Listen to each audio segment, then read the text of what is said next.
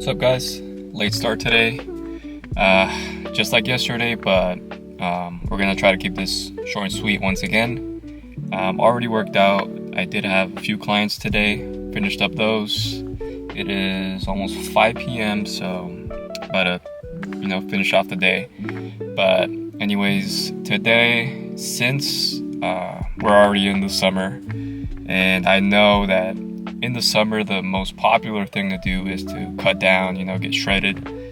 But today I'm going to be going over just 3 simple things that you can do to kind of maybe give you the best, just give you the best chances of getting actually shredded, since that's what most people want to do.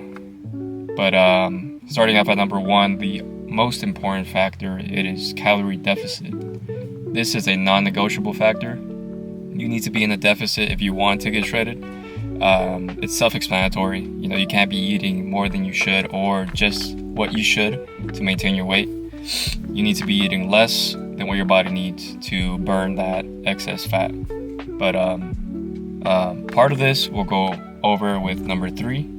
But calorie deficit, self-explanatory. You don't need a huge calorie deficit unless you're doing a very hard shortcut, which I don't recommend typically unless you're used to it and you can deal with the hunger and all the other side effects that come with it. But I don't recommend anything past like 500 calories in the deficit. Obviously, once again, this depends on your goal and how fast you want the progress, but honestly, in my opinion, if you have like 3 months, for example, anything from 500 and below is more than enough. Typically, I like to recommend 250 to 500 sufficient. But once again, this depends on where you're at currently. If you have a ton of excess fat, well, obviously this is going to take you a long time.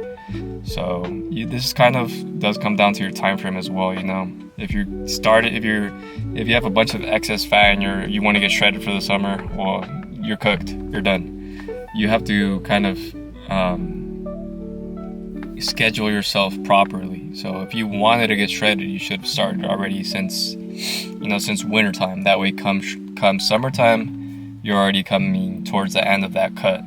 But typically about 6 months is pretty decent for a cut. And just real quick, you might see me sweating a bunch, and that's because I have my car off. I'm in my car just for privacy reasons. And sweating my ass off, obviously.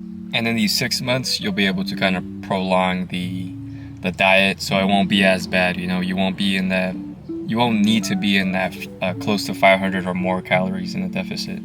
You can get away with less, meaning you can eat more, which is obviously a plus for a lot of people. But moving on to number 2, it is food choice. So food choice is a pretty important thing to always keep in mind because you could obviously eat what is a Big Mac has approximately 500 calories, and let's say your maintenance is where your body stays the same at. Let's say your maintenance is 2,000. Let's say you eat 3 Big Macs a day. It's 1,500 calories. Obviously, you're gonna lose fat, but you won't feel the best. You're not gonna be as satiated, and it's obviously not good for your health. Lots of sodium, lots of fat, obviously, primarily. But you want to choose foods that are highly satiable, meaning they keep you full, especially keep you full longer, because typically hunger is the hardest thing when it comes to dieting and getting shredded. But food choice, I typically like to recommend whole foods, and not just whole foods, but also throwing in some calorie dense foods. So whole foods, obviously, that's self-explanatory. That's your potatoes, your steak, your chicken, etc. And a great tool to add to this whole food choice thing is the use of fiber. I think fiber is not really consumed enough, and it's not utilized properly as a tool, I think, in my opinion. One, it'll help you obviously go to the bathroom a little more healthier. You need to be going to the bathroom properly and a good amount of times a day. But aside from this, fiber allows you to stay satiated for longer. So that's why I suggested like oatmeal, your potatoes, sweet potatoes, anything fibrous, your broccolis, you name it. Just anything fiber related, just keep it stable, consistent. Obviously don't go overboard and have 100 grams of fiber in a day, because obviously that won't end well, but you get me. Use fiber as a tool, and also obviously add in that water along with your whole diet. I recommend shooting for at least a gallon a day. Obviously depends on personal preference and just factors on your daily life. If you live an office job, or not live an office job, if you work an office job, it's going to be hard to get that gallon in, but if you can, I would go for it, because that's going to keep away any like unnecessary cravings, hunger, because sometimes I think a lot of people mistake hunger for thirst. So that's why keeping that water intake consistent is important. But when it comes to low calorie kind of dense foods, I recommend things like oatmeal, any kind of berries, yogurt, Greek yogurt specifically. Rice cakes are good. What else? Potatoes are good. Some forms of rice can be good, but ultimately it really depends on you. What foods work well with your body, what foods don't give you like an upset stomach, for example. But the point is, you shouldn't be wasting your calories on insatiable foods such as like your snacks and your fast food. Obviously you can throw those things in appropriately, which will go into the next thing, but food choice is really important if you want to get shredded. But moving on to the last thing, which is number 3, and that is tracking.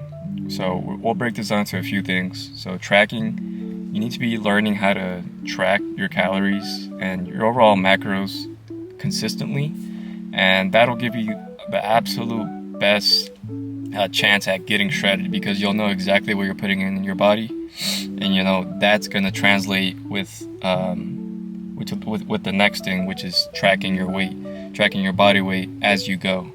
You need to be doing both of these things simultaneously, and obviously you'll be able to look in the mirror, and overall you'll be able to you'll feel it. You'll feel when the fat is coming off as well. But these things go hand to hand. So your calorie tracking, your body weight tracking, and looking in the mirror, all these things will translate together. As I said, they'll go hand to hand. So learning how to track your calories is number 1. That is really important. And right behind it is tracking your body weight, because let's say your deficit is 1,800. Obviously that's very low, honestly, but let's say that's your deficit, and let's say you weighed yourself for 2 weeks and you never went down in weight at all.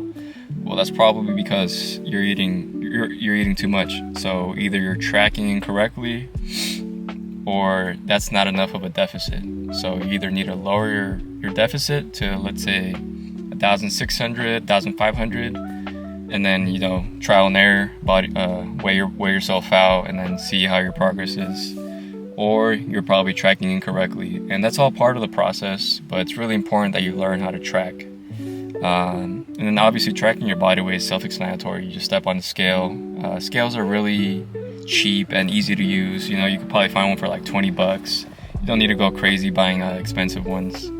The point is, you're getting your body weight number, and I recommend weighing yourself every day at the same time, preferably fasted, but as long as you weigh yourself consistently every day at the same time, that'll be enough. But even week to week is sufficient, like let's say a day a week. That tends to work for some people. Just find what works for you. But what I like to do is either take a picture of that number or write it down in like the notes section of your phone. That's probably the easiest way. And that way you can keep track of that number. So it should be going down in order to get shredded. If it's not going down, or if it's staying the same, well, you're probably not going to get shredded. So you have to then adjust your calories, figure out your food choice, because maybe you're not feeling the best. But that's really important. And another thing that you can do, if you like, is take progress pictures. Progress pictures will allow you to see that progress of you losing fat over time. And they'll really, like I said, looking in the mirror is the most easiest way to tell.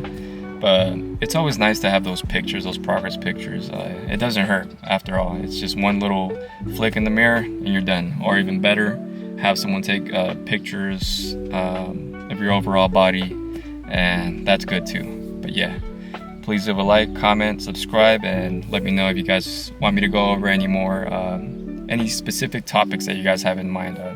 Don't mind making videos on it.